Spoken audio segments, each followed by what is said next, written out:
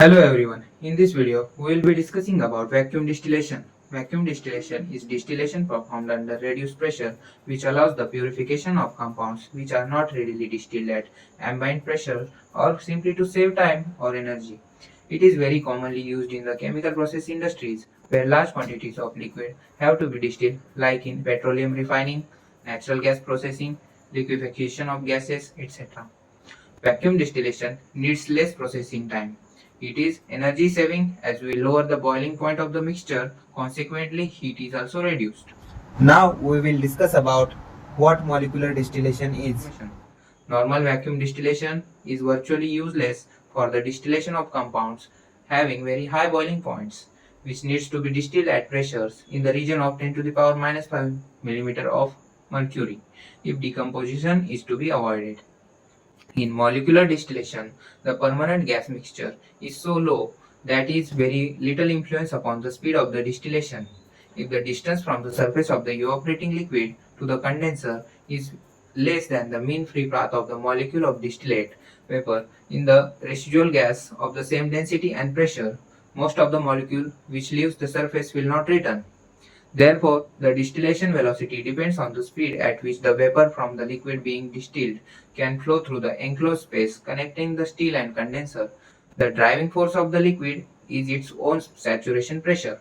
Now we move to some of the large-scale applications of vacuum distillation. Petroleum crude oil is a complex mixture of hundreds of different hydrocarbons.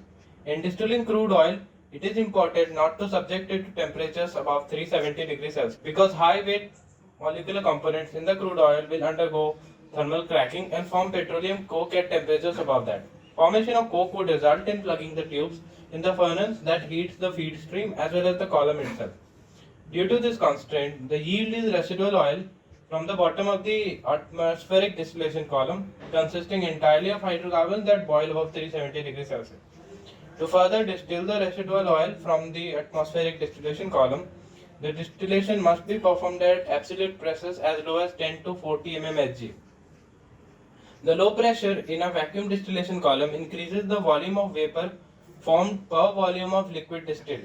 The result is such that such columns have very large diameters. The vacuum distillation column internals must provide good vapor-liquid contacting while at the same time maintaining a very low pressure increase from the top of the column to the bottom of the column. Therefore, the vacuum column uses distillation trays only where products are withdrawn from the side of the column. Most of the column uses packing material for the vapor-liquid contacting because such packing has a lower pressure drop than distillation trays. Now I will discuss the application of vacuum distillation in wastewater treatment. Generally, vacuum distillation is used for the industrial wastewater treatment. Industrial wastewater is often highly polluted with the fats, oils, and heavy metallic salts. Therefore, it is not allowed to dispose this wastewater directly into the public sewage system. Now, with the help of the schematic diagrams, we will see how vacuum distillation is used for the wastewater treatment. First of all, with the help of vacuum pump, vacuum is generated inside the boiling chamber. Then wastewater is drawn inside the boiling chamber with the help of a pump. Compressed air generated is used to warm up wastewater inside the heat exchanger. Boiling starts at near about 85 degrees Celsius. Water vapors are generated and cleaned in the separator. Water vapors formed condenses to distillate. Heat from condensation is used to warm up wastewater. We get pure water distillate at the output. Maximum concentration is attained and the discharging of the concentrate takes place. We can observe that the two outputs are generated from this process. One is the concentrated discharge and another is the pure water distillate, which is free from the impurities. This pure water is recirculated back into the production process. Therefore, it creates the zero liquid discharge systems. In the same way, vacuum distillation can also be used to sterile the water or to desalinate the water. Thank you for watching this video.